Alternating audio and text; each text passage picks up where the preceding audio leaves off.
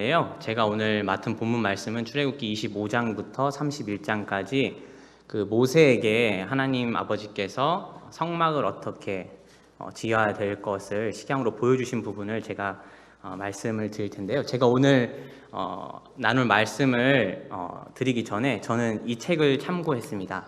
황금의 집이라는 책인데 전돈출판사에서 나온 책이고 두께가 얇기 때문에 제가 이 책을 참고한 부분, 또 이따가 보여드릴 그림들과 내용들이 제가 이 책을 공부하고 또 제가 묵상한 부분인 것을 먼저 서두에 말씀을 드립니다. 보시면 책 제목이 황금의 집이라고 돼 있고, 어르신도 계시지만 영어로는 House of Gold라고 돼 있어요. 그래서 조금은 언어 유희인데 우리나라는 그냥 이제 황금의 집이라고 책이 번역되어 있지만 다시 한번 이렇게 보시면 골드의 L자가 빠지면 뭐가 되죠?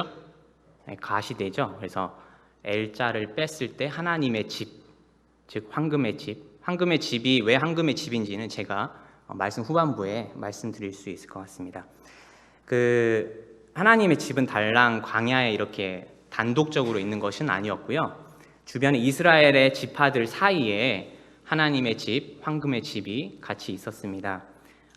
마치 우리 주님이 이 땅에 몸을 입고 2000년 전에 오신 것 같이 하나님께서는 수천 년 전에 자신들의 백성들과 함께 거하시기 원하셨던 것을 보여준다고 생각이 됩니다. 수천 년 전에 지금 또 우리 함께하고 계시고 우리가 나중에 새 예루살렘에 갔을 때 그때도 하나님께서는 이렇게 말씀하십니다. 계시록 21장 3절인데요. 제가 말씀을 오늘 여러 구절을 좀 말씀드릴 텐데 일일이 찾으면 시간이 많이 걸릴 것 같아서 제가 그냥 말씀을 읽어드리겠습니다. 보라, 하나님의 장막이 사람들과 함께 있음에 하나님이 저희와 함께 거하시리니 저희는 하나님의 백성이 되고 하나님은 친히 저희와 함께 계셔서 라는 말씀을 볼 때 이후에도 하나님의 장막이 우리와 함께 거하신다, 이런 부분을 기억하면 오늘 말씀을 듣는데 더 감동이 될 것 같습니다. 특별히 지난주에 예배 시간 3층에서 들으신 분들은 다 기억하시겠지만 성막과 성전에 대한 감사가 되게 많았던 것 같아요. 그리고 특별히 또 말씀 시간을 통해서 하나님께서 우리를 하나님의 형상으로 지으시고 또 하나님께서는 예배받기 원하시는 부분에 대해서도 주일 강단을 통해서 들었었습니다. 이 큰 주제, 하나님께서 우리와 관계를 맺기를 원하신다. 그것을 기억을 하면서 한번 또 말씀을 살펴보겠습니다. 본문 말씀 25장 9절 말씀을 보면 무릇 내가 내게 보이는 대로 장막의 식양과 그 기구의 식양을 따라 지을지니라, 이렇게 말씀을 하셨거든요. 하나님께서 보여주시는 것을 모세가 그대로 보고 짓기를 명받았습니다. 지금 있는 곳은 광야인데 이렇게 하나님께서 세밀한 장막과 또 기구와 이런 것들을 만들라고 하시는데 어떤 재료로 이렇게 만들 수 있을까요? 오늘 이제 저희가 출애굽기 말씀을 쭉 읽는데도 오늘 말씀 본문에서도 백성들이 자원하는 마음으로 그것을 드린 것을 저희가 알 수 있는데, 하나님께서는 이스라엘 백성이 자원하여서 드리는 것을 가지고 이 성막을 짓기를 원하셨습니다. 거기는 금도 있었고요, 은도 있었고, 놋, 그리고 여러 가지 색깔의 실도 필요했고, 가죽도 필요했고요, 기름도 필요했고, 보석도 필요했었습니다. 여러 가지가 필요했었는데 우리가 시편 105편 37절 말씀을 보면 그들을 인도하여 낼 때 은금을 가지고 나오게 하시니, 나오게 한 거는 출애굽을 말씀을 하시는 건데요. 하나님께서는 백성들에게서 자원하는 마음으로 받으신 그것마저도 애굽에서 가지고 나오시게 그렇게 하나님의 큰 그림 속에 있었던 것을 볼 수 있습니다. 저희가 지금 제가 말씀드리는 25장부터 31장 말씀은 사실 저희가 지난주에 읽었던 말씀이거든요. 기억이 좀 나실 텐데요. 굉장히 구체적으로 어떻게 지으라, 또 치수는 어떻게 해라, 재료는 뭘로 써라, 이렇게 말씀을 해주셨어요. 분명 그 설계자이신 하나님께서 그거를 짓는데 그 의미를 아마 분명히 깃들여서 그렇게 말씀해 주신 것으로 저희가 받을 수 있습니다. 그 성막의 중심부로 이제 점점 들어가면 성소를 지나서 지성소가 나오는데 이 부분은 제가 후반부에 말씀드리고, 이렇게 구체적으로 치수와 뭐 재료 어떤 그런 부분이 또 구체적으로 나오지 않은 또 부분도 있어요. 예를 들면 뭐 물두멍이라든지 그 시은소 위에 있는 그 천사의 모습, 그룹의 모습, 그런 부분은 실제적으로 구체적인 모습이 나와 있지 않기 때문에 우리가 참고 자료들을 찾아보시거나 뭐 이미지 검색을 하시면 좀 다양한 형태로 나타날 수 있는 부분을 알고 계시면 좋겠습니다. 그러면 제가 이제 성막을 같이 그림을 보시면서 이렇게 보시면 좋겠습니다. 보이시나요? 제가 자료를 다 스캔을 했기 때문에 보시면 제 마우스가 여기도 보이죠? 여기 보면 이제 성막의 동서남북으로 해서 지파들이 진을 치고 있습니다. 그 가운데 이 성막을 지으라고 말씀을 하신 거고요. 동쪽, 남쪽, 서쪽, 북쪽 있고, 크게 보면 이 출입문은 동쪽에 있었습니다. 이 성막은 마치 큰 들판에 담장이 있는 직사각형으로 둘러져 있는 거대한 집과 같은 구조라고 생각하시면 되는데요. 크기는 축구장의 한 4분의 1 정도 사이즈가 됩니다. 규빗이 여기 손끝부터 팔꿈치 50cm라고 봤을 때 50m에서 25m 직사각형 구조를 가지고 있었고, 이것을 이제 자세히 보면 이제 모형인데요. 봤을 때 밖은 이게 장막 세마포로 덮여 있었고 그 높이는 2.5m였어요. 제 키가 182니까 멀리서 오면 가까이 갔을 때 이렇게 안을 들여다 볼 수 있을 것 같이 보이지만 실제적으로 우리 웬만한 아파트의 천장 높이 정도이기 때문에 밖에서는 이렇게 안이 들여다 보이지 않는 정도의 높이라고 볼 수 있습니다. 그리고 오직 하나의 문이 있었습니다. 이 문은 보이시는 이 문인데요. 이 문은 동쪽으로 나 있었어요. 동쪽으로. 왜 하필 동쪽으로 나 있었을까 이렇게 생각해 봤는데 아담의 범죄 때부터 한번 생각해 볼 수 있을 것 같습니다. 우리가 잘 알다시피 창세기에 보면 아담과 하와가 에덴 동산에서 범죄해서 하나님으로부터 이제 내쫓김을 당하게 되는데, 창세기 3장 마지막 절을 보면 에덴의 동편에 그룹들과 그리고 두루 도는 화영검을 두어서 생명나무를 지키게 하신 부분을 볼 수 있는데, 그 동편에 죄인들이 쫓겨난 그것을 지키는 방향이 동쪽이지 않았을 거라고 생각이 되고, 그래서 그 죄인들이 돌아올 수 있는, 죄인들이 올 수 있는 문이 동쪽으로 나지 않았나 그런 생각이 듭니다. 근데 보시다시피 그때 에덴 동산을 지키고 있던 그룹들과 또 두루 도는 화영검이 있었는데, 우리가 보시다시피 이 성막에는 아주 넓은 문이 있었습니다. 이것을 지키고 있는 천사들이나 화영검은 없습니다. 이 문은 사이즈가 10m 정도 되거든요.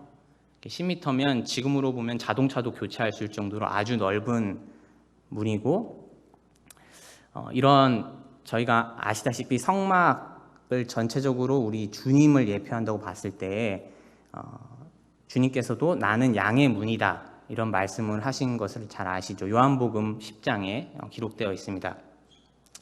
요한복음 10장 9절에 내가 문이니 누구든지 나로 말미암아 들어가면 구원을 얻고 또는 들어가며 나오며 꼴을 얻으리라 이렇게 말씀해 주고 계십니다.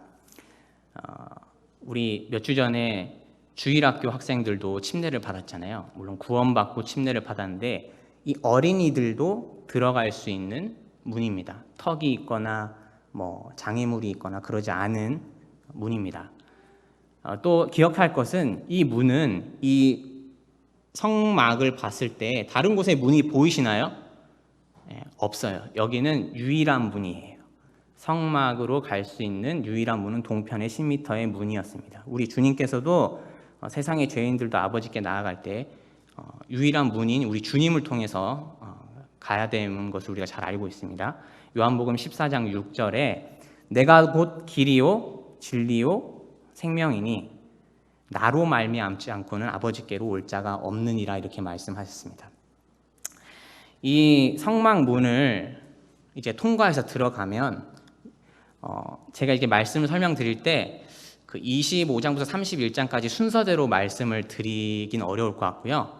전체 내에서 성도님들이 이렇게 밖에서 한 단계 한 단계 들어가는 걸로 상상을 하시면서 그렇게 말씀을 들으시면 좋을 것 같아요.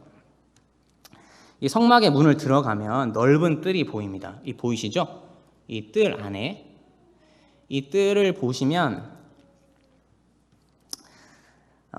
이 백성들이 그냥 오지 않고 재물을 가지고 오잖아요. 뭐 양을 데리고 온다든지 뭐 가난한 사람은 비둘기를 가지고 이렇게 가지고 오잖아요.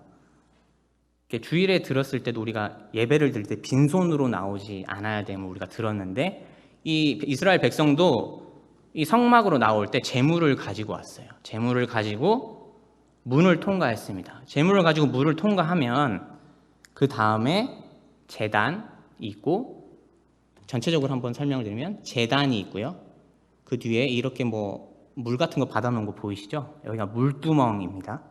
그 뒤가 성소고 성소의 또 뒤편에 안에 또 방이 하나가 더 있었는데 그곳이 지성소입니다. 그래서 우리가 지금 통과한 거는 여기 문을 통과했죠. 그 바로 보이는 부분이 이제 통과했으면 이 제단이 보입니다. 이 제단을 한번 보겠습니다. 왼편에 보여드린 그림은 그 성막을 구성하는 세마포를 이렇게 지탱하는 기둥을 제가 보여드린 거고요. 이 제단입니다. 제단은 뭐 번제단이라고 하기도 하고 노제단이라고 하기도 하는데 뜰에는 여러 가지 기구가 있었어요. 그 중에서도 단연 가장 크고 눈에 띄는 것은 이 노제단이었습니다. 문을 열자마자 바로 눈에 띄는 곳도 있었고 이스라엘 백성이 가축을 가지고 하나님께 나아갈 때 그 목적 자체가 제사를 드리는 번제로 드리는 그게 드려지는 장소였기 때문에도 더 중요한 부분이라고 생각이 됩니다. 이 제단은 말대로 이제 죽임을 당하는 장소, 도살 장소. 우리 주님께서도 십자가에서 돌아가셨잖아요. 십자가도 나무잖아요. 이 노제단도 노제단이라고 하지만 그 안에는 시띠나무, 아카시아 나무라고 하는 재료로 노제단을 만들었어요. 노제단을 만들고 이거는 꽤 큽니다. 2.5m, 2.5m. 그러니까 웬만한 뭐 소, 양 이런 거 큰 재물 같은 게 올려져서 다 태워질 수 있게 큰 2.5m나 됐어요. 2.5m면 아마 여기 장의자가 길이 정도 되지 않을까 싶습니다. 가로 세로가. 거기를 놋으로 둘러쌌어요. 놋은 그냥 쉬운 말로 하면 청동이라고 보시면 됩니다. 구리가 혼합 비율이 다를 수 있지만 구리, 아연 같은 걸 섞어서 만든 놋. 그래서 실제로 이 시띠 나무를 놋으로 쌌을 때 불이 가해졌을 때 안에 나무가 타는지 실험을 했는데 실제적으로 안에 나무는 견딜 수 있는 어떤 그런 부분도 있더라고요. 이 노제단을 봤을 때 이 제단의 그런 재료를 봤을 때 정말 십자가라는 나무 그것이 떠오르고 또 놋으로 둘러쌌을 때 그 타지 않고 이겨내는 걸 볼 때는 예수님께서 십자가에서 죽으셨지만 다시 살아나시고 이겨내신 부분 또 그런 부분들을 알 수 있을 것 같습니다.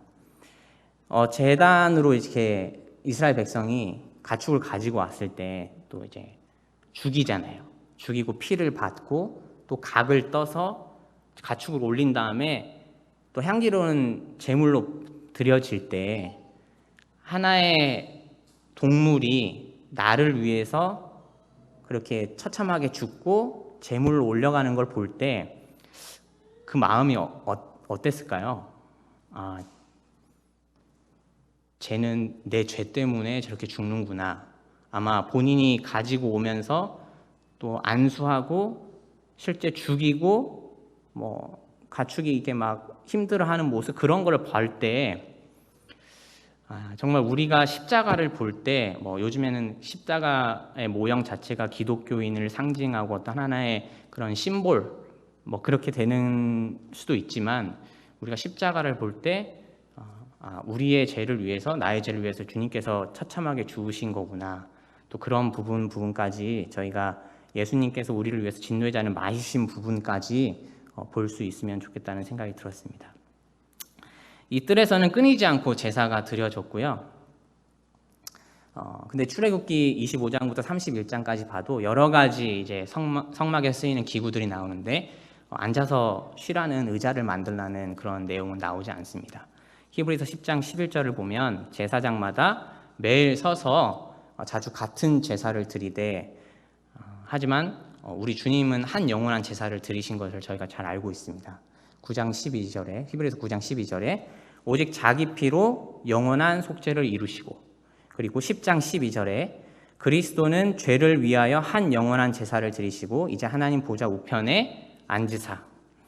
큰 이렇게 놋제단과 또 제물 또 여러 제사장들이 반복해서 제사를 드리고 그랬지만 우리 주님은 이런 제사 제도와 이 성막의 정말 예표로서 보여졌지만 우리 주님께서는 더 나은 영원한 제사를 드리신 부분을 저희가 또 볼 수 있었습니다. 보시면 이 번제단은 이렇게 분리가 되고요. 안에 이제 그 그물이 있었어요. 그래서 밑에서 불을 지펴서 그렇게 제물을 바쳤고 이렇게 보시면 이렇게 뜰채 같은 것이 있어서 이렇게 들 수 있었습니다. 네. 그림을 보여드리는 거는 저는 사실 글로만 보니까 안 와닿더라고요. 이게 상상이 안 되어서 그림을 보고 실제로 찾아보니까 조금 이렇게 말씀을 보는데 이해하기가 쉬워서 성도님들도 좀 도움이 될 것 같아서 그림을 가지고 왔습니다. 이 다음은 이제 물두멍인데요. 이렇게 성막의 뜰 안으로 들어가서 문을 지나고 번제단을 지나면 이제 물두멍이 나옵니다. 이 물두멍은 거룩한 제사장이 성소에 들어가기 전에 씻는 물대야 같은 역할을 한다고 생각하시면 되는데 이 성소에는 대제사장이었던 아론의 아들 그리고 그 후손들 제사장만 이 성소에 들어갈 수 있었어요. 다른 레위 지파의 사람들이 있었잖아요.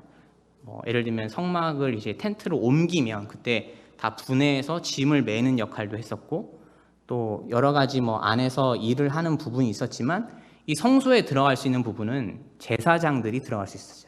제사장들은 항상 물두멍에서 손과 발을 씻고 나온 다음에 다음 단계, 아까 이 그림 보이시죠? 이 번제단을 뒤에 물두멍이 있고 그 뒤에 성소가 있거든요. 그렇게 볼 때 이 제사장들에게 물두멍은 굉장히 중요한 기구라고 보실 수 있을 것 같습니다. 우리가 계시록 1장 5절 6절 말씀 보면 우리를 사랑하사 그의 피로 우리 죄에서 우리를 해방하시고 아버지 하나님을 위하여 우리를 나라와 제사장 삼으셨다라는 부분을 볼 수 있고요. 또 다 잘 아시는 말씀입니다. 베드로전서 2장 9절 말씀 오직 너희는 택하신 족속이요 왕 같은 제사장들이요 거룩한 나라요. 저희는 제사장의 역할을 하는 이 신약에서 그런 성도들입니다. 우리의 참 대제사장 되시는 분은 우리 주님이시잖아요. 성도님들은 다 신령한 제사를 드릴 거룩한 왕 같은 제사장입니다. 이 성막은 이렇게 자세히 보시면 알겠지만 성막을 바닥을 어떻게 하라는 얘기는 없었어요. 말씀을 잘 보시면 우리 교회 바닥은 나무바닥으로 되어 있잖아요. 근데 이 텐트, 이 성막은 항상 이게 광야에서 이동을 했는데 그 흙먼지가 날리는 그 흙 위에 지어졌습니다. 우리가 아까 그 기둥들을 봐도 항상 기둥 밑에 보면 노시든 은이든 큰 금속을 대고 그 위에 기둥을 세운 걸 볼 수 있거든요. 아마도 광야 흙밭 위에 기둥을 세우기 어려웠기 때문에 그렇게 하나님께서 이렇게 식양을 알려주신 거라고 좀 생각이 되고 그렇기 때문에 제사장들이 여기서 분주하게 제사를 드리고 그렇게 하다 보면 금방 더러워졌어요. 그러면 그때 손을 씻습니다. 그때 물두멍이 필요한 거죠. 저희도 예수 그리스도의 문을 통해서 들어왔고 또 이 번제단 십자가를 통해서 우리의 죄가 다 용서된 것을 알고 또 우리의 신분이 의로운 것을 하나님 앞에서 의인인 것을 압니다. 하지만 우리가 여전히 이 땅에 저희 두 발을 붙이고 살기 때문에 저희도 늘 이렇게 죄를 지을 수밖에 없잖아요. 저희가 뭐 완벽한 사람이 아니니까 우리의 어떤 죄성, 옛사람이 남아있기 때문에 우리도 제사장 같이 이렇게 씻어야 됩니다. 무엇으로 씻느냐? 항상 물은 이렇게 하나님의 말씀을 의미를 하는 것을 알 수 있는데요. 요한복음 13장 말씀을 다들 잘 익히 잘 아실 거예요. 주님이 겟세마네 동산에 잡히기 전에 허리에 수건을 두르시고 제자들의 발을 씻기십니다. 그 내용 잘 아시죠? 그때 제자들의 발을 하나씩 씻겨주다가 베드로 차례가 왔어요. 베드로 차례가 왔는데 그때 베드로가 내 발은 절대로 씻기지 못하리이다 이렇게 얘기를 하시죠. 근데 주님께서는 내가 너의 발을 씻기지 아니하면 너는 나하고 아무 상관이 없어 이렇게 얘기하십니다. 그랬더니 베드로가 그러면 주여 그럼 내 발뿐 아니라 손과 머리도 씻겨주세요 이렇게 얘기했을 때 주님께서 이미 목욕한 자는 발밖에 씻을 필요가 없느니라 이렇게 말씀을 하십니다. 어찌 보면 우리는 제단을 통해서 이미 목욕한 자가 됐고 하지만 여전히 이런 죄의 먼지들이 저희 손과 발에 끼게 되는데 이 더러운 발을 씻어야 됩니다. 에베소서 5장 26절에 그는 물로 씻어 말씀으로 교회를 정결케 하신다라고 했습니다. 성도님들은 매일 이렇게 말씀을 대하시고 물두멍에 제사장들이 항상 손을 씻고 발을 씻는 것 같이 그렇게 하시는지요? 저는 하루 이틀씩 까먹을 때도 있고 씻는 둥 마는 둥 할 때도 있는 것 같아요. 근데 당시에 물두멍을 거치지 않은 제사장은 성소로 들어가서 하나님을 아련할 수 없었습니다. 우리가 죄의 찢기 같은 거 어떤 그런 죄에 찌들어 있을 때 우리도 주님을 뵐 수 있을 거라는 그런 착각을 할 수 있는 것 같아요. 어떤 죄라는 내가 해결되지 않는 어떤 그런 죄가 있을 때 어떤 그런 것들을 먼저 고백하고 우리가 예배를 드리러 와야 되지 않는가. 고린도전서 11장의 그런 성만찬을 대하는 자세를 봐도 그런 부분을 저희가 알 수 있을 것 같습니다. 이 제단을 통해서 구원을 받았지만 십자가를 통해서 구원을 받았지만 이 물두멍에 나아가기를 꺼려하면 그런 구원의 기쁨을 잃을 수도 있고 또 우리 안에 내주하시는 성령님을 근심하게도 할 수 있습니다. 그럼 언제 우리가 물두멍으로 나아가야 될까? 그때는 우리가 죄를 자각하게 될 때, 그때 내일도 아니고 모레도 아니고 일주일 뒤도 아니고 주일도 아니고 하나님께서 저에게 어떤 그런 죄를 보여주실 때, 내 마음 가운데 더러운 것을 보여주실 때 우리가 말씀 앞에 나아가야 되지 않을까. 출애굽기 말씀을 보면 아까도 말씀드렸듯이 물두멍의 크기가 나와 있지 않아요. 물두멍의 크기가 나와 있지 않고 그만큼 그 물두멍의 크기는 무한할 수도 있고 어떤 분은 수영장 같이도 넓을 수 있고 또 어떤 분들한테는 에스프레소 잔 같이 작을 수도 있을 것 같아요. 그 물두멍을 우리 하나님께서는 무한하게 정해주시 않으신 것 같은데 우리가 각자가 하나님 말씀을 어떻게 대하느냐 것이 중요할 것 같고요. 이 출애굽기 36장 이후에는 실제적으로 제가 지금 말씀드리는 부분은 하나님께서 모세에게 보여주신 식양에 대해서 말씀을 드리고 있는 거거든요. 이거는 지금 지어지지 않은 거예요. 근데 이후에 36장 이후를 보면 실제로 이거를 짓는 모습이 나와요. 저희가 출애굽기 강의 말씀을 들을 때 2주 뒤에 아마 그런 말씀을 듣게 될 것 같습니다. 출애굽기 38장 8절 말씀을 보면 이 물두멍을 만드는 놋이 어디서부터 재료가 공급이 되는지 나오는데요. 그것은 다름이 아니라 부녀자들, 여자들이 쓰는 거울이었어요. 지금같이 뭐 이렇게 깨끗한 거울이 그 당시는 없었고 이렇게 비춰져서 보는 그런 거울이었는데 그 거울의 재료가 노시였습니다. 우리 성도님도 오늘 교회 오실 때 뭐 보통 현관 앞에 있는 전신 거울 앞에서 한번 이렇게 보시잖아요. 이렇게 머리도 정돈하시고 자매님들은 특히 이렇게 예쁜 옷 이렇게 잘 보시잖아요. 거울은 내 자신을 비춰주는 거잖아요. 근데 이 부녀자들의 거울이 물두멍에 쓰였다. 외모를 볼 수 있는 그 거울이 진짜 이 말씀을 의미하는 물두멍, 우리 마음을 비칠 수 있는 것이 더 의미가 있지 않을까? 이 거울은 그냥 우리의 겉모습만 비춰주지만 이 물두멍 우리의 속에 깊은 것까지 비춰주시는 것을 생각할 때 좀 묵상이 됐습니다. 지금 제가 그림을 좀 더 보여드릴 건데요. 이게 보시면 제가 지금 여기 물두멍까지 왔어요. 성도님들 잘 따라오고 계시죠? 물두멍까지 왔는데 여기까지 쓰이는 재료는 대부분 놋으로 둘러싸여졌어요. 놋으로 둘러싸여졌고 이제 그 다음 단계로 들어갈 곳이 성소예요. 성소. 근데 제가 아까 말씀드린 이 책의 제목이 뭐라고 했죠? 황금의 집. 이제부터는 이제 금이 등장할 거예요. 여기까지는 놋이었습니다. 보시면 여러 기구들이 있었어요. 뭐 나무를 갖다가 넣으려면 이렇게 뭐 그런 이렇게 기구들도 있고, 뭐 피를 받는 그런 대야 같은 것도 있어야 되고, 뭐 여러 가지 재료들이 있었죠. 이게 다 놋으로 만든 거였고요. 다음으로 보여주는 부분이 성소입니다. 성소.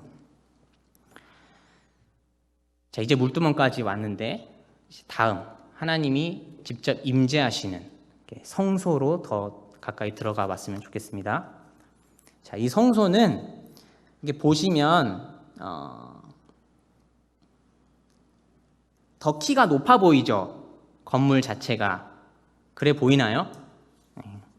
사실 제가 이게 말씀 준비를 하면서 이게 그림을 봐도 솔직히 잘 안 와닿아서 우리나라에 이 성막을 1:1 실측 모형으로 지은 곳이 있어요. 평택에 가면 있는데 입장료 10,000원이면 볼 수 있습니다. 이렇게 성도님들이 만약에 시간이 되시면, 우리 모임에서 운영하는 건 아니기 때문에 약간의 설명하는데 조금 이질감 같은 건 느끼실 수도 있는데, 저는 실제 모습을 그래도 볼 수 있어서 이게 뭐라고 할까요? 상상이 더 잘 되고, 완전 뭐 똑같은 재료는 아니더라고요. 지금 진짜 이게 나무로 만들었나 그래서 톡톡 두들겨 봤더니 플라스틱이었어요. 뭐 그런 것까지 똑같이 하진 않았는데 실측 사이즈로 했기 때문에 이렇게 봤는데, 이 성소의 높이가 얼마나 되는 줄 아세요? 5m예요. 5m. 5m는 그 성도님들 자동차 운전하고 하다가 웬만한 교각 높이가 4.5에서 5m거든요. 이게 아주 크더라고요. 생각보다 아주 크고, 성막의 2.5m 담장보다 배는 높아요. 그래서 외부에서 봤을 때도 이 성막의 장막을 넘어서 이 마지막, 제가 이따가 또 말씀드릴 텐데, 덮여져 있는 그 해달의 가죽, 그것까지도 외부에서 볼 수 있었어요. 좀 더 자세히 설명드리면, 이 성막은 이 장막을 걷어내면요 이렇게 생기게 되었는데, 보시면 이 나무를, 널따란 나무를 이렇게 붙여놨어요. 이해가 되시죠? 붙여놓고 이 틈이 없었습니다. 좌우는. 물두멍에서 들어가는 입구는 이렇게 기둥이 5개가 있었어요. 5개. 5개가 있었고, 그 5개의 휘장이, 첫 번째 휘장이 있었고요. 그 안에가 이제 공간이 있었고, 그 다음에 지성소가 나오거든요. 근데 이 옆으로 널따란 나무, 키가 5m고 넓이가 75cm였는데 48장이 이렇게 디귿자 모양으로 있었습니다. 그리고 이거는 다 황금으로 쌓여져 있었어요. 금으로. 그래서 책 제목이 황금의 집. 이 많은 금이 다 어디서 나왔을까 생각이 되면, 우리 출애굽기 12장 35절, 36절을 보면 이스라엘 자손이 모세의 말대로 하여 애굽 사람에게 은, 금, 패물과 의복을 구하매 여호와께서 애굽 사람으로 백성에게 은혜를 입히게 하사 어떻게 하셨냐면 그들의 구하는 대로 주게 하셨습니다. 그들이 구하는 대로 다 받고 나왔는데 여기에 이제 쓰일 수 있었던 재료를 하나님께서 미리 마련해 주신 거죠. 이 성소의 가로 세우 비율이 있잖아요. 아까 제가 성막을 보여드릴 때 직사각형 모양이라고 말씀드렸죠. 이 성소도 직사각형 모양입니다. 이 성소를 들어가게 되면 이건 좀 이따 설명을 드릴게요. 이렇게 이 널따란 나무가 이렇게 연결이 돼 있었거든요. 안에는 촛대, 진설병상, 그리고 금 향단이 있었습니다. 그리고 그 두 번째 휘장이 있었고 그 다음이 지극히 성스러운 곳에 지성소가 있었어요. 이스라엘이 광야를 이렇게 지날 때 하나님께서 이 성막에서 백성들과 만나시고 이 성소에 거하셨지만 지금은 어디에 거하십니까? 고린도 전후서 말씀에 여러 부분에서 이렇게 말씀하고 계세요. 고린도전서 3장 16절에 너희가 저희 믿는 성도들이 하나님의 성전인 것과 하나님의 성령이 너희 안에 거하시는 것을 알지 못하느뇨. 그 다음에 고린도전서 6장 19절에 저희 몸은 너희가 하나님께로 받은 바 너희 가운데 계신 성령의 전인 줄 알지 못하느냐. 그 다음에 고린도후서 6장 16절에 우리는 살아계신 하나님의 성전이라. 이와 같이 하나님께서 이르시되 내가 그들 가운데 거하며. 구원받은 저희 안에 또 우리 가운데 내주하시는 주님 성령님을 생각할 때 감사를 드립니다. 이 성막은 어떻게 서 있을 수 있었냐면 보시면 여기 은색 보이시나요? 마우스 보이시죠? 이것이 은이에요. 은. 어떻게 됐냐면 이스라엘 백성에게 20세 이상 되는 이스라엘 백성 남자에게 속전을 내게 했습니다. 근데 가난한 자건 부원 자건 똑같이 냈어요. 반세겔씩 속전으로 냈고 그게 모아졌고 이 은받침 하나가 40kg였어요. 그리고 그 위에 여기 보면 구멍이 뚫린 거 보이시죠? 받침이 두 개가 올려지고 그 위에 거대한 나무 널판이 올라갔어요. 이게 쭈루루룩 연결이 됐는데 이렇게만 연결하면 이렇게 쓰러지겠죠. 그러지 않을까요? 쓰러지잖아요. 그래서 우리도 뭐 가구 같은 거나 그런 걸 보면 이렇게 프레임으로 고정을 하잖아요. 그렇죠? 그래서 이거를 이렇게 프레임으로 고정을 했습니다. 이렇게 보면 잘 보일 텐데 여기 보면 프레임이 몇 개죠? 하나, 둘, 셋, 네 개 보이시죠? 네 개에 성경에서는 가름대라는 표현을 했는데 그냥 영어로 하면 프레임이라고 보시면 됩니다. 이렇게 해서 서 있었어요. 아까 이 너희가 하나님의 전인 줄 못하느냐. 우리가 교회를 생각할 때 초대교회 사도행전을 보면 초대교회 사도의 가르침이 있고 그 다음에 떡을 떼는 것이 있고 서로 교제하고 오로지 기도하기를 힘쓰는 그 네 가지 있잖아요. 근데 그 부분을 의미한다고 또 책에 기록이 돼 있더라고요. 근데 그게 참 와닿았어요. 그리고 또 신기한 거는 이 밖에서 고정하는 것보다 안으로 서로 엮으면 더 세잖아요. 당연히 그러지 않겠어요? 밖에서 고정하는 것보다 드릴로 그냥 안을 훅 파가지고 가운데를 연결하는 그 프레임이 하나 더 있었어요. 중요한 프레임이. 그것이 골로새서 3장 14절에 나오는 사랑입니다. 사랑. 사랑은 보이지 않잖아요. 우리 안에 있잖아요. 그래서 이 모든 것 위에 사랑을 더하라. 이는 온전하게 매는 띠니라. 사랑은 온전하게 매는 띠. 우리가 아까 그런 사도의 가르침, 성도의 교제, 그 다음에 떡을 떼는 것, 그 다음에 오직 기도로 힘썼던 그런 부분을 더해서 우리 안에 사랑이 있는지 우리가 이제 하나하나의 널빤이라고 생각해 보시면 뭐 널빤이 있어요. 뭐 우리 교회 450개의 널빤이 있다. 그냥 예를 들어 설명드리면 그게 안에 이제 그 보이지 않는 프레임이 있는데 내 안에서 끊어졌다고 생각해요. 내 안에서 끊어졌어요. 밖에서 보이지 않잖아요. 뭐 내가 성도를 사랑하는지 미워하는지 어떻게 압니까? 나하고 주님만 아는 거 아니겠어요?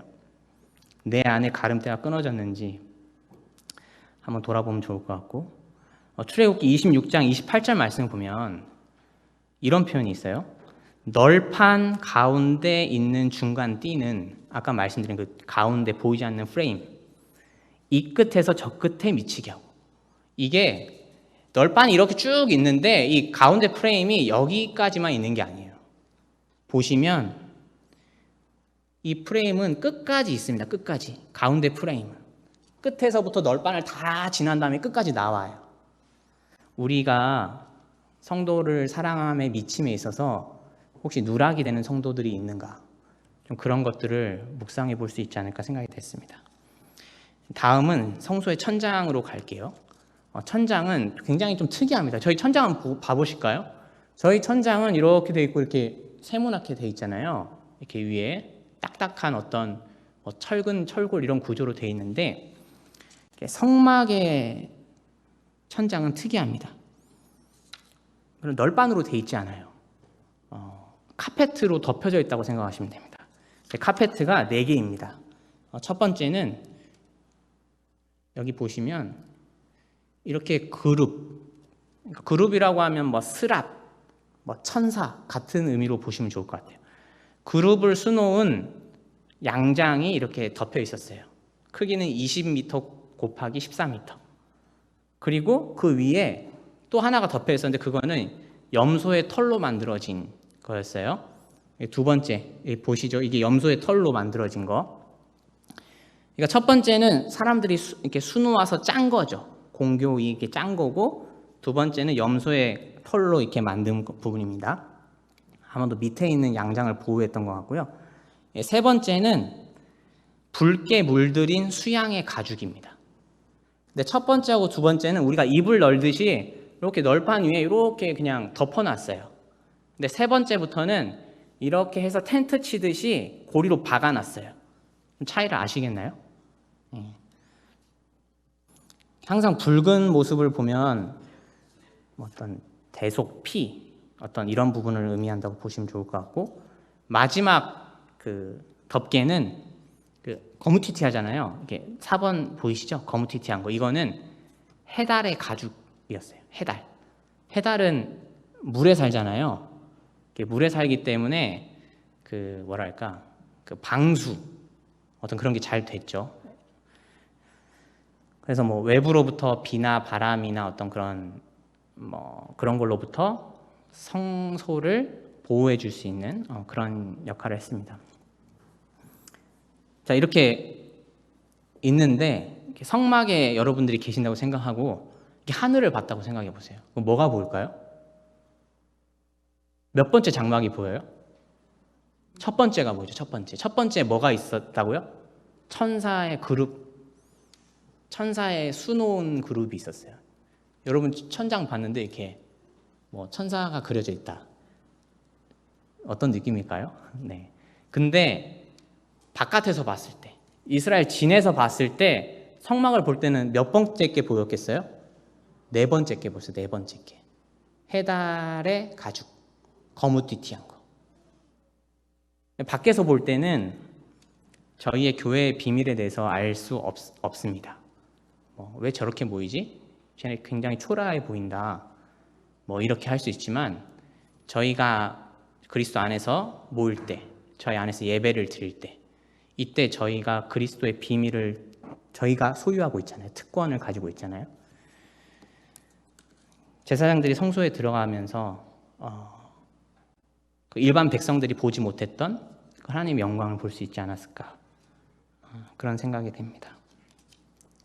자, 이제 성소로 들어갑니다. 성도님들, 성소로 들어갔어요. 성소로 들어간 모습이고요. 이거는 장막을 다 걷어낸 거예요. 장막을 걷어낸 거를 지금 동북 방향에서 비스듬히 바라본 겁니다.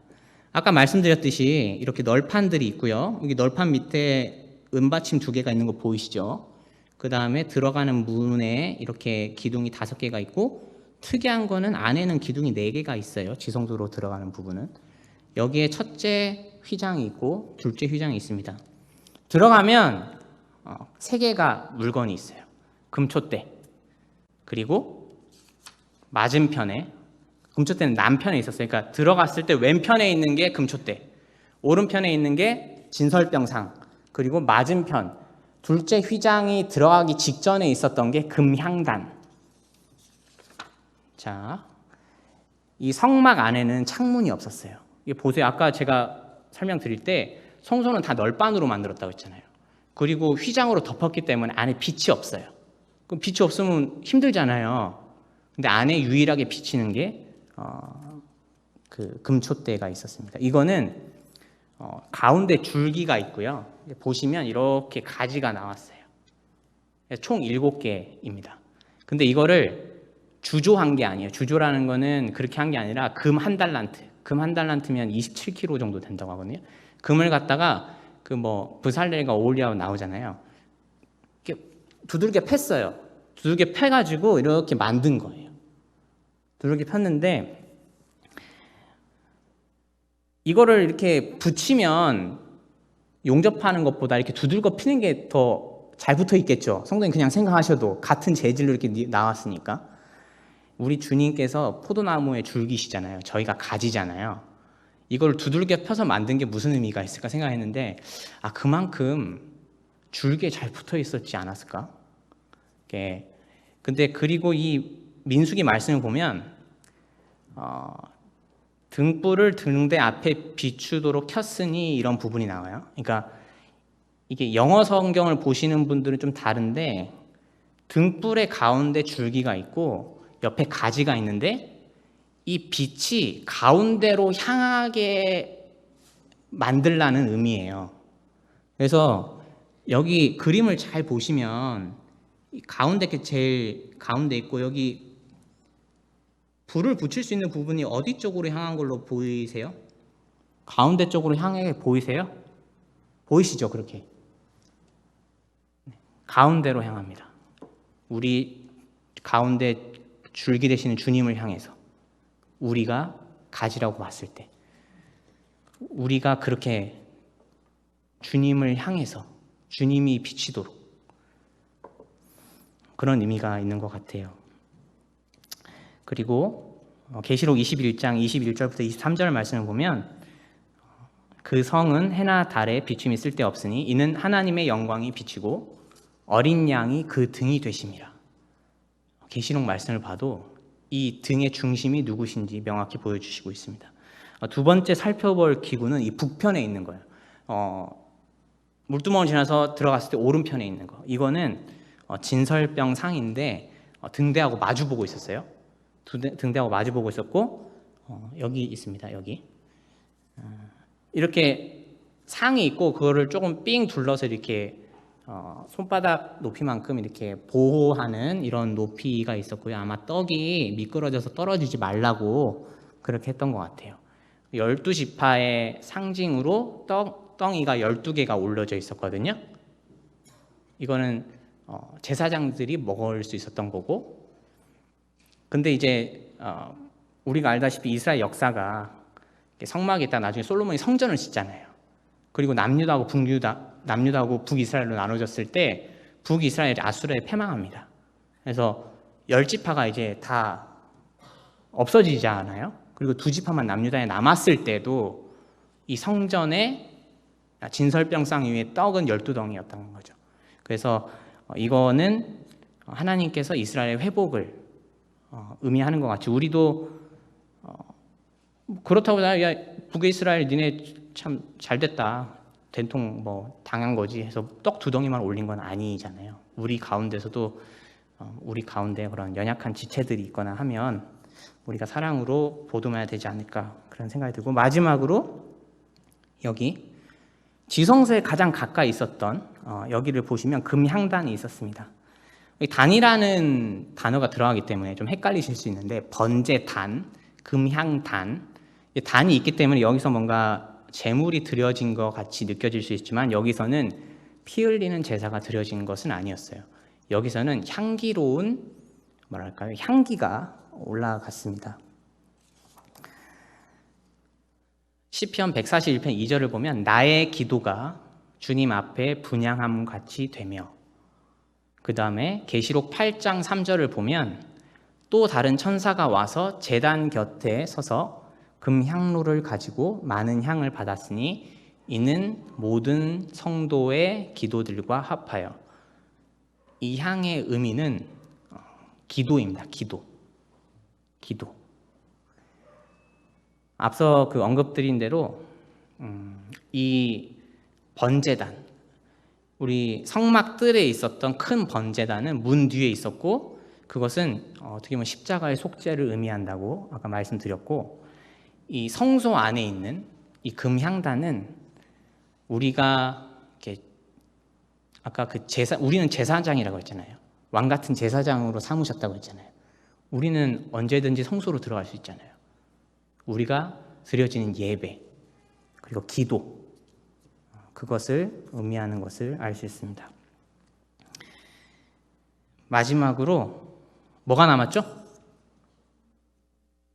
크게, 네, 졸리신 건 아니죠? 네, 지성소가 남았습니다. 그럼 지성소로 가보겠습니다. 지성소인데 이거는 지금 이제 서편에 있는 널반 있다고 했잖아요. 널반을 떼어낸 거예요. 거기서 안을 붙여준 겁니다. 아시겠죠? 그러면 여기 보이는 게 둘째 휘장이에요. 이해가 되시죠? 얘를 어떻게 된 거냐면 여기서 이렇게 본 거예요. 여기 널반을 다 떼고 네, 여기서 바라본 겁니다. 네, 이렇게 지성소. 이거는 말 그대로 지극히 거룩한 곳이에요. 대제사장도 1년에 한 번 속죄일에 들어갑니다. 사실 대제사장의 의복이나 위임식이나 어떤 그런 부분에 대해서도 오늘 원래 말씀을 드려야 되는데 원체 양이 방대하다 보니까 그 내용을 다루기는 어려울 것 같고요. 조금은 이 내용이 반복되는 부분이 36장 이후에 실제적으로 이것을 짓고 모세가 이제 검수한다고 해야 될까요? 그 부분이 좀 내용이 겹칠 수 있어요. 아마 그 부분에서 다뤄질 수도 있을 것 같습니다. 이곳이 지성소입니다. 들어가는 입구는 성소로 들어가는 입구랑 똑같이 생겼지만 아까 기둥이 5개였고 여기는 4개고요. 레위기 16장에 보면 속죄일에 대제사장이 1년에 한 번 들어갑니다. 우리 저도 이제 그런 퀴즈인데요. 대제사장이 이렇게 딸랑딸랑 소리가 나잖아요. 그렇잖아요. 이렇게 움직이면 딸랑딸랑 소리가 나는데 여기 보시면 이게 에봇이고요. 이게 띠고 이게 흉패고 여기가 이제 금관 있고 이 들고 있는 게 뭐냐면 아까 성소 안에 지성소 들어가기 전에 마지막에 있었던 게 뭐였죠? 금향단에서 향을 피운 것을 가지고 들어가요. 대제사장이. 그래서 지난 주일에도 김웅 형제께서 말씀하셨지만 여기 보면 이게 언약궤입니다. 언약궤 위에 시은소, 또 같은 말이 또 있는데요. 이따가 또 설명드리겠습니다. 하여튼 여기서 그 딸랑딸랑 소리가 나면 안 죽은 거고 딸랑딸랑 소리가 나지 않으면 죽은 거다. 이제 그렇게 했을 때 그 딸랑딸랑 소리가 안 나면 죽은 위치가 어디일까요? 성소다. 지성소다. 성소다 손 들어보세요. 지성소다. 네. 저도 그렇게 알았어요. 근데 아니더라고요. 보세요. 대제사장의 의복 중에 애복 받침은 청색이었어요. 맞죠?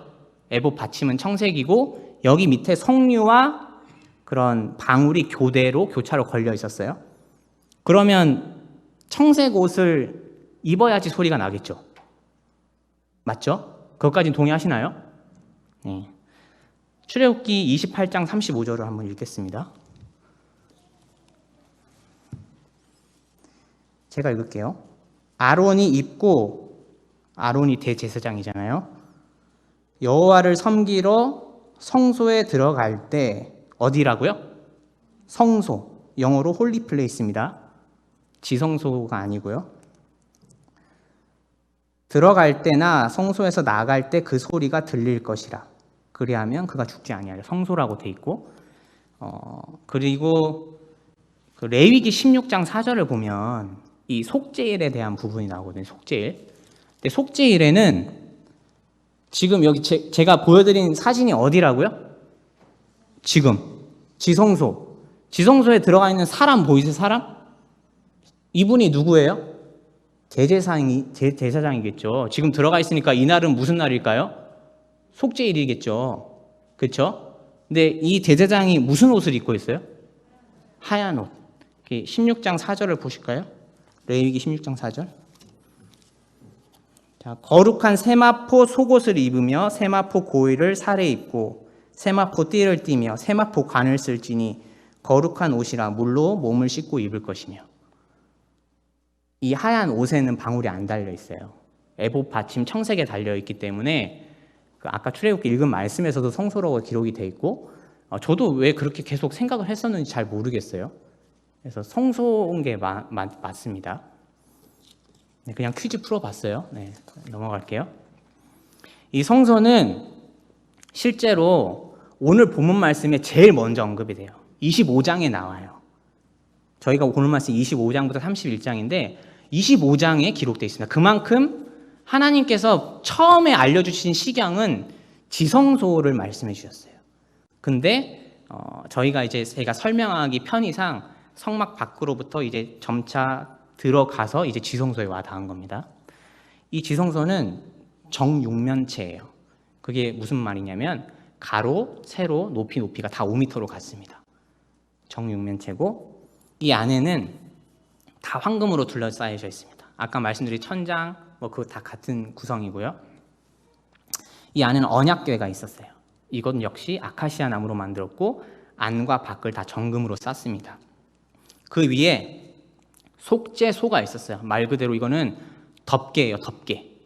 근데 이게 같은 말로 시은좌, 시은소 다 같은 말이더라고요.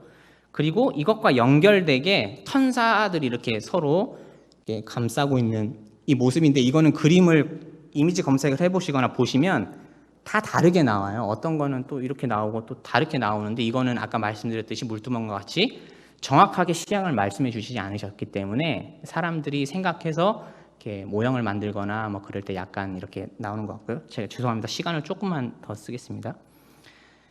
이 언약궤 안에 뭐가 있었냐면, 뭐가 있었죠?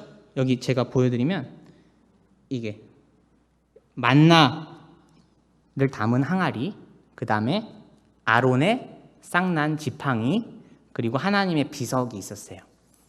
근데 이제 조금 저도 이제 그렇게만 봤는데 히브리서 9장 4절 상반절을 보면 금향로가 지성소에 있는 걸로 나와요. 근데 그거는 아마도 속죄일에 대제사장이 금향로를 가지고 그 향연이 뭐냐면 연기, 향을 피우면 연기가 나잖아요.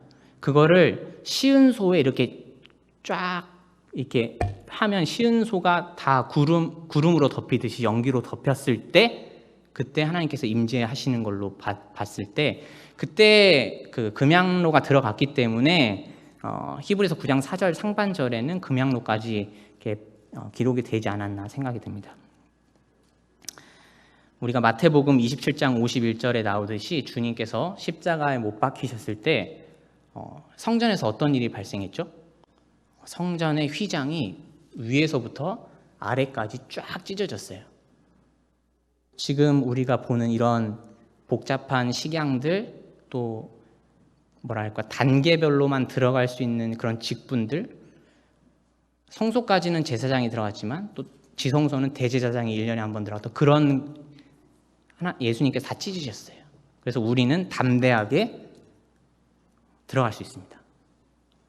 왕 같은 제사장으로 삼으셨고 하나님은 언제나 우리가 원할 때 아련할 수 있습니다. 그것이 이 제사 제도의 식양을 볼 때 우리가 가진 특권이 얼마나 큰 것인가, 그걸 다시 한번 알 수 있었고요. 이제 말씀을 정리할 텐데요.